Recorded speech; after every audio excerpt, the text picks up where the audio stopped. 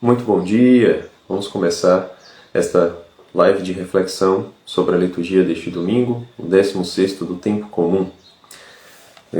A liturgia de hoje, tal como a semana passada, uma liturgia que eu gosto muito, a leitura das parábolas do Evangelho de São Mateus. Jesus, ele conta 3 parábolas. E ao final, o evangelista coloca um versículo do Salmo 78, atribuindo a Jesus, como ele gosta de fazer, atribuindo a Jesus os textos do Antigo Testamento, dizendo assim: abrirei a boca para falar em parábolas, proclamarei coisas escondidas desde a criação do mundo. Então, uma coisa que a gente precisa ter em mente, logo de cara, logo de início, é que Jesus, ele contava as coisas, ele ensinava as coisas em parábolas para todo mundo, certo? Para os seus apóstolos, ele vinha e explicava, como está no final desse evangelho. Mas o que significam essas parábolas? Por que Jesus faz isso? O versículo do Salmo 78, que está aqui no Evangelho, ele é a chave para que a gente compreenda o porquê de Jesus contar essas parábolas. Ele vem contar as histórias, essas comparações, para revelar as coisas escondidas desde a criação do mundo. As revelações de Jesus Cristo através das parábolas são a sua mitologia. Certo? É o corpo mitológico, é a estrutura de narrativas que Jesus vem trazer para dar luz às coisas escondidas, como o que ele está explicando aqui nesse evangelho, é o reino de Deus. Certo? O que é o reino de Deus? Para que a gente compreenda essa realidade que foi especulada por inúmeras civilizações, inúmeras mitologias, eles tentaram tocar no transcendente, tocar no sagrado, tentaram explicar o que era o sagrado. É impossível, isso é impossível para o ser humano.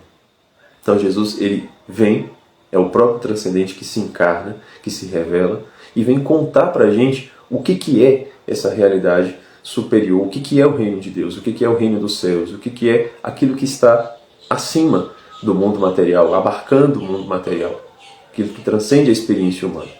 Para que a gente compreenda essa realidade, sem que a gente esteja lá, Jesus vem com as suas comparações, com as suas parábolas, usando os elementos que estão presentes no mundo material. Certo? Então a gente entra em contato com a realidade superior através daquilo que está disponível para os nossos 5 sentidos. Certo? Então Jesus faz essas comparações para que a gente compreenda as realidades superiores. Esse é o sentido das parábolas. Tá? Por isso que ele conta as coisas em parábolas. E por isso as parábolas de Jesus, elas não são simples comparações. As parábolas de Jesus, elas não têm um significado pequeno, um significado baixo, como a gente pode imaginar. Bom, por exemplo, quando Jesus explica para os seus apóstolos: Senhor, explica-nos a parábola do joio. E aí Jesus traduz elemento por elemento. Certo? Mas quando ele se serve daquele elemento para fazer uma comparação, por exemplo,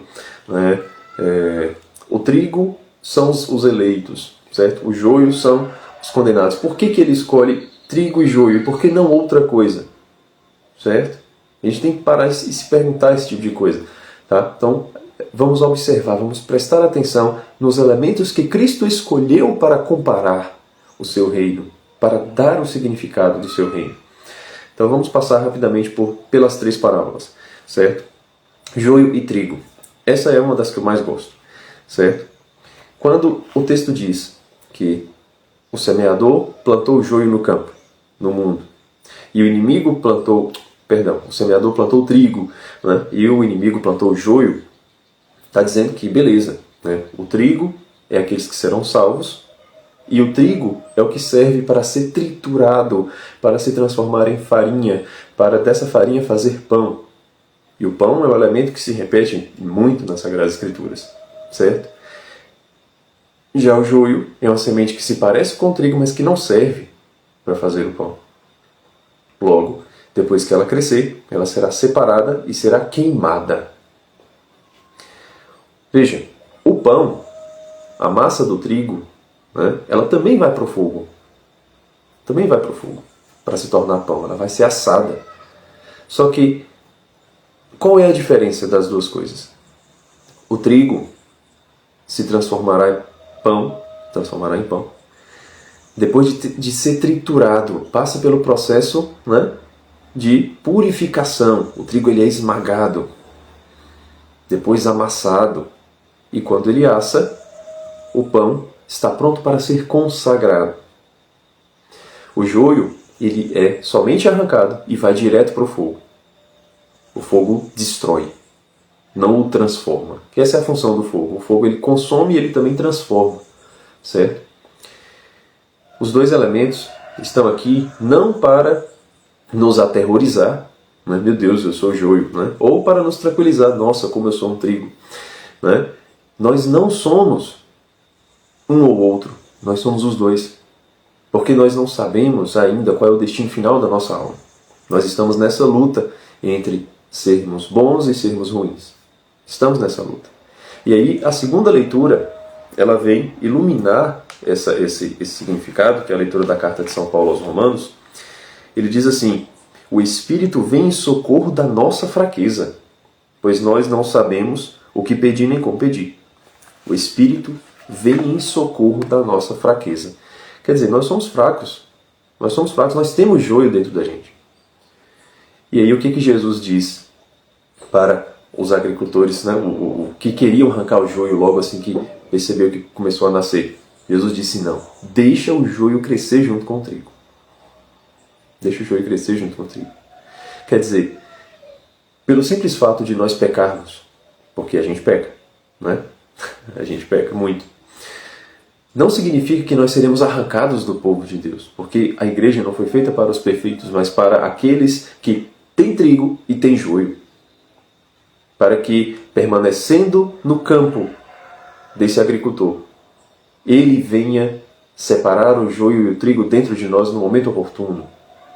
Para que o Espírito venha em socorro da nossa fraqueza, ao mesmo tempo em que nós, ainda tendo joio, ainda lutando para não pecar, para não repetir os mesmos erros e ainda repetindo esses erros, para que o Espírito venha em socorro da nossa fraqueza e nos ajude a fazer com que o trigo também cresça e não somente o joio.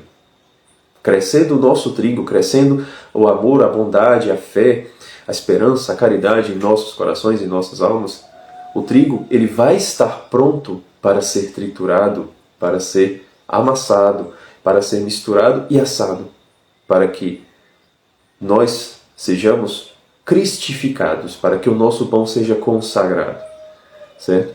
E o nosso joio seja lançado na fornalha, seja queimado, consumido, certo? Porque o mesmo fogo do amor de Deus é aquele que transforma, que purifica os seus santos, e é aquele que consome, aquele que destrói os condenados, certo?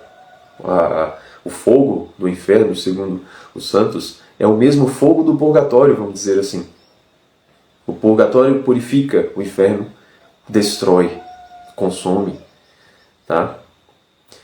E essas chamas, aquele que tiver mais joio, essas chamas irão destruir, irão machucar, certo? Aqueles que tiverem mais trigo, essas chamas irão transformar. O Espírito virá em socorro de nossa fraqueza.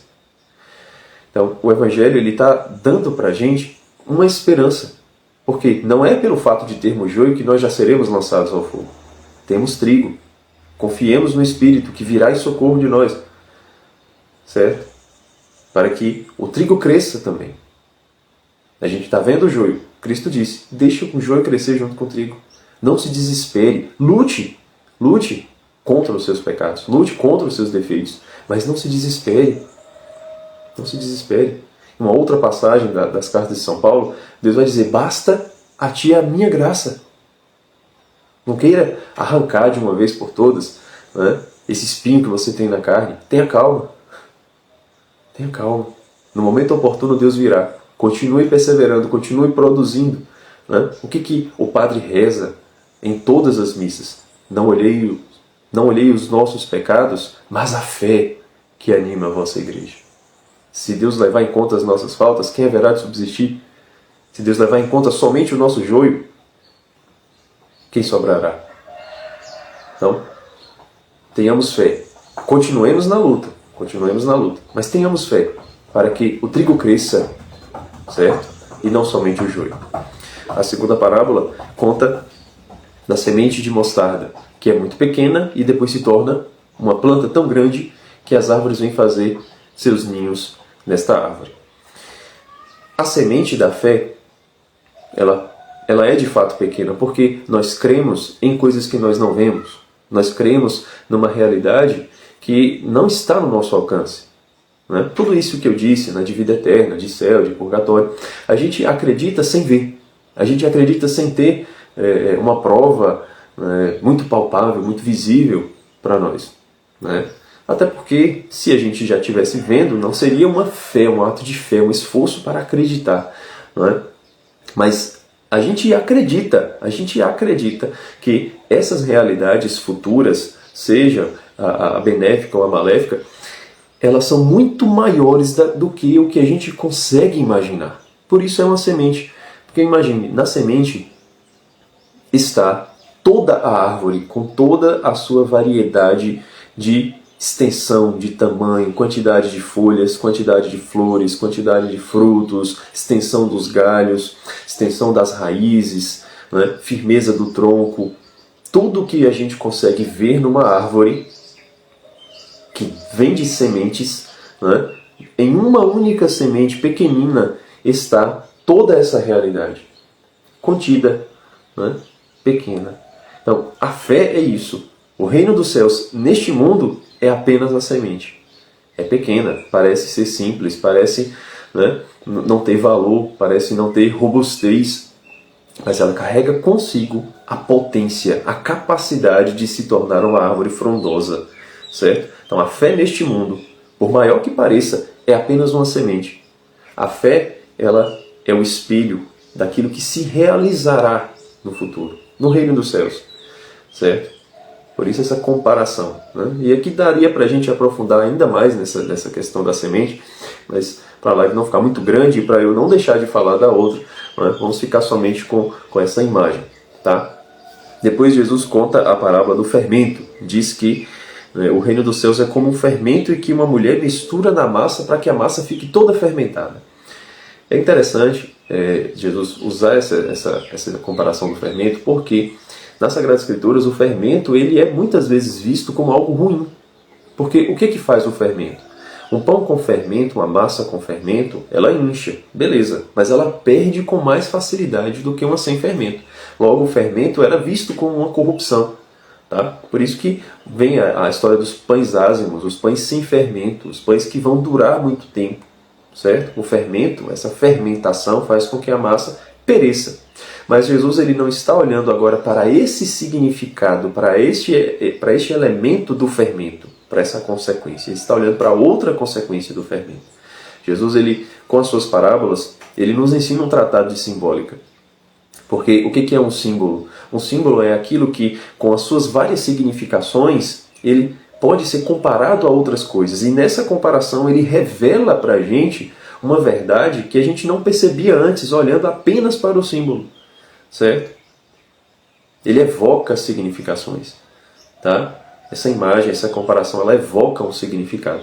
Logo, o fermento, ele tem a função de fazer com que aquela massa inche, cresça, certo? Se multiplique, aumente de tamanho e ao mesmo tempo, uma massa fermentada, ela perde mais facilmente. Então o fermento tem essas duas significações, certo? Essas duas funções. Tal como o fogo. Eu falei do fogo aqui na parábola do joio e do trigo. O fogo ele transforma e também consome, destrói.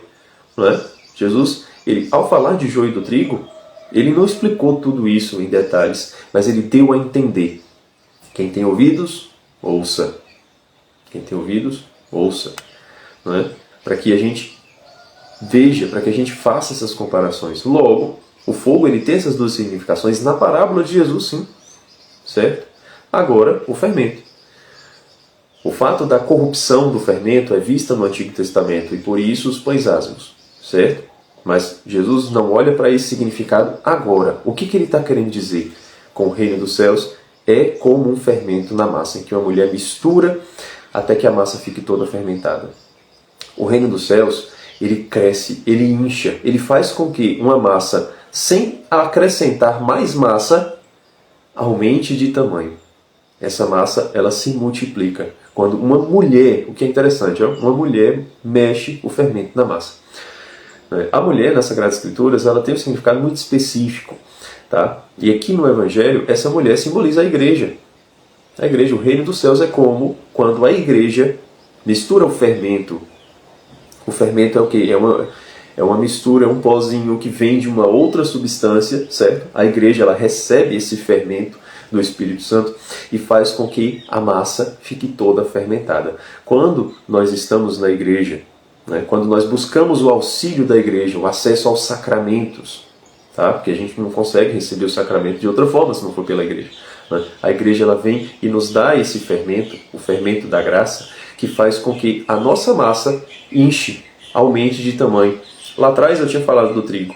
Né? Quando nós somos trigo, quando nós temos mais trigo, esse trigo ele é triturado, ele é amassado, e agora a graça que nós recebemos através dos sacramentos faz com que a nossa massa cresça, faz com que a nossa massa se multiplique, aumente de tamanho, faz com que a nossa fé cresça, faz com que a nossa semente seja uma semente mais robusta, uma semente mais firme, uma semente que não vai ser perdida, não é? A gente não vai deixar ela cair, desaparecer, não, mas ela vai inchar. A fé, ela faz crescer, certo? As boas ações, elas crescem de tamanho. As virtudes, elas crescem de tamanho com o auxílio da graça através dos sacramentos. Então, nesse 16º domingo do tempo comum, desejo de todo o meu coração que possamos confiar nesse auxílio da graça e confiar naquilo que São Paulo falou na sua segunda leitura. Né? O Espírito vem em socorro da nossa fraqueza, mas nós não sabemos o que pedir nem como pedir. Que Ele venha pedir em nosso lugar. Vamos ser dóceis à ação desse Espírito, deste sopro de Deus, dessa brisa, desse fogo, desse fermento, que é a terceira pessoa da Trindade, para que possamos crescer como a massa fermentada, para que a nossa semente germine e se transforme numa árvore robusta, e para que o nosso joio seja separado do nosso trigo no momento oportuno. Tá certo? Um bom domingo a todos e até a próxima live.